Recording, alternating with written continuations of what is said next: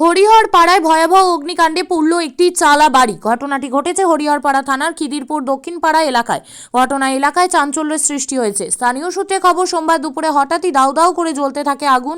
পরিবারের সদস্যদের চিৎকার শুনে স্থানীয় বাসিন্দারা ছুটে এসে আগুন নেভানোর কাজে হাত লাগায়। ততক্ষণে পুড়ে সব শেষ। ক্ষয়ক্ষতির পরিমাণ প্রায় লক্ষাধিক টাকা। দারিদ্র পরিবার দিন আনে দিন খায়, অভাবের সংসার। এভাবে বাড়ির আসবাবপত্র, অন্যান্য জিনিসপত্র সহ লক্ষাধিক টাকার ক্ষয়ক্ষতি হওয়ায় চিন্তায় পরিবার। সাহায্যের আবেদন জানিয়েছে পরিবার। ব্যুরো রিপোর্ট, চেতনা নিউজ।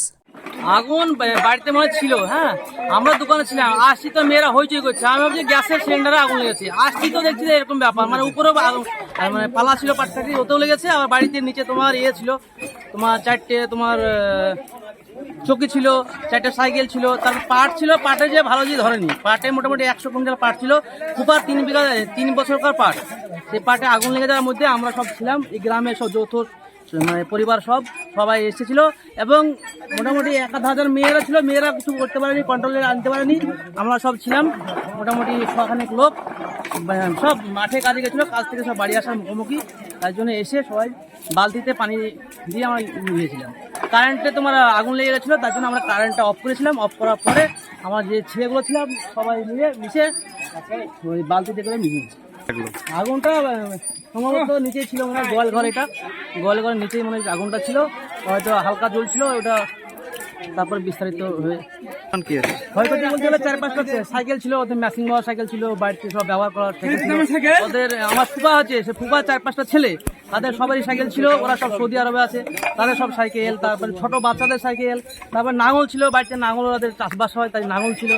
তারপরে তোমার পাটে আগুন লেগে জানি, খুব ভালো, ভাগ্যটা ভালো ছিল। মোটামুটি 100 কুইন্টাল হবে পাট। গ্রামের মানুষ বলতে গেলে মেয়েরা ছিল, প্রথমত ফার্স্ট টাইমে মেয়েরা ছিল। আমরা সবাই ছেলেরা বাইরে ছিলাম, এসেছি দেখছি আগুন লেগে গেছে, বিশাল উপরে আগুন চলে গেছিলো।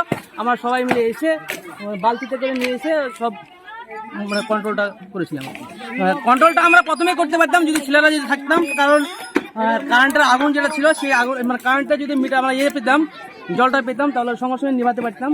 সেই সময়তে আমরা যখন আসি তখন দেখছি কারেন্টে আগুন লেগে যায়, ওই জন্য আমরা কারেন্টটা অফ করি।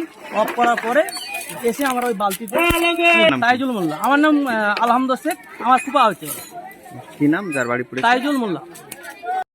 হলমার্ক সোনার গহনার বিপুল সম্ভার নিয়ে এলো জীবন্তীর সাকিব জুয়েলার্স। এখানে পাবেন দুর্দান্ত অফার।